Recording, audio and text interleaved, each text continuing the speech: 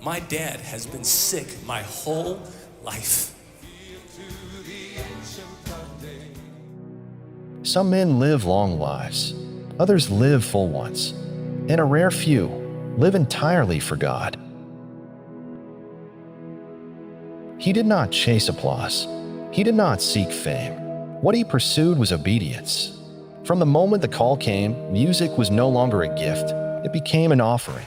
One of the best ways that we can prove that we love the Lord is by giving.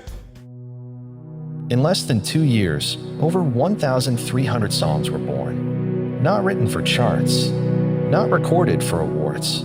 They were written for heaven. In June of 24 was when he really got sick. He wrote from June of 2024 to February 2nd. I don't know if he wrote a song on the day that he died. It was really early in the morning. He wrote over 1,300 songs. 1,300.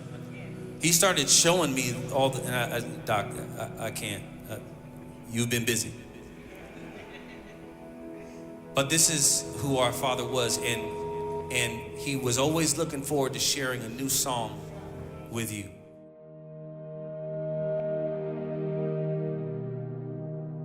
His body carried sickness for most of his life. Pain was a constant companion. Rest was recommended. But silence was never an option.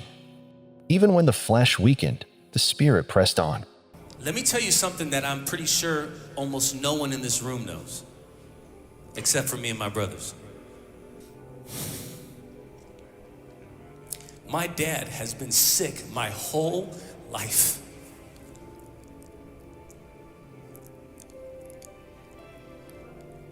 Sick. Chronic bronchitis, asthma, congestive heart failure, COPD, high blood pressure, hypertension. And in these last days, he had a fungus in his lung, aspergillosis, that would not go away. He had pneumonia more times. The doctors didn't even know what to do because he just kept, they couldn't get rid of the pneumonia. This man, I have never, one day in my life, known that man to be healthy. Not one. Not a single day. Every recording that he did, he was sick. God is able, if you watch the video, not the tape, you can't even listen to the tape now. He had the CD, but then he had the video. Y'all remember when they sold videos? If you watch the video, they have some stuff in there. If you listen real close, Tom, you know, you listen tight, you'll hear. He wasn't right. But here's a man who said, no matter what, I'm gonna show up and I'm gonna put a demand on God. When I'm weak, he is strong.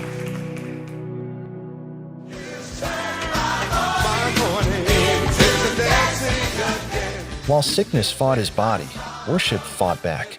Every song was a declaration. Every note, defiance. He understood something many never do. Worship is not what you do when life is good. It is what you do to survive.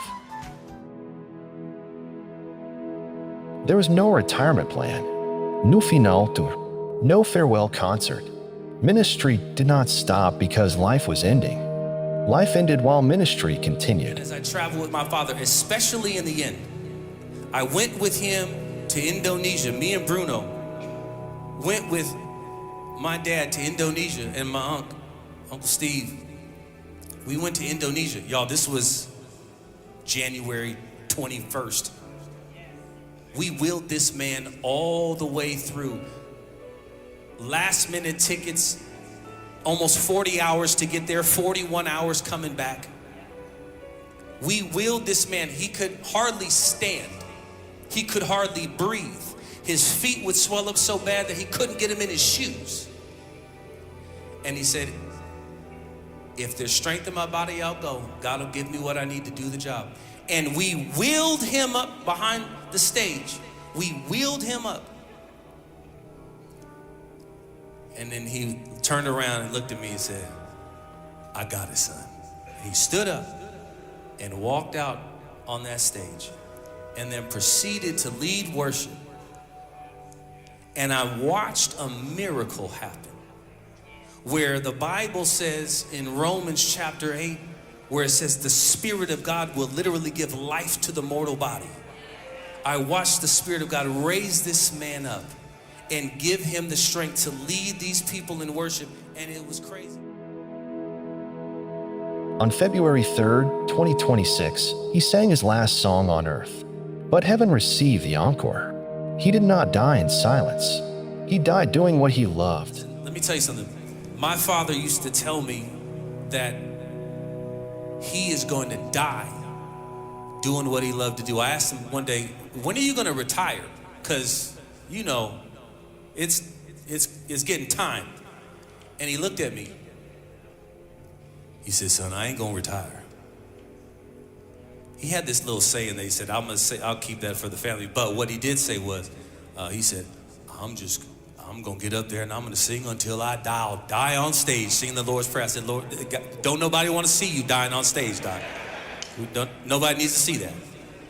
But let me tell you what happened at the very end of his life. And I mean the very end of his life.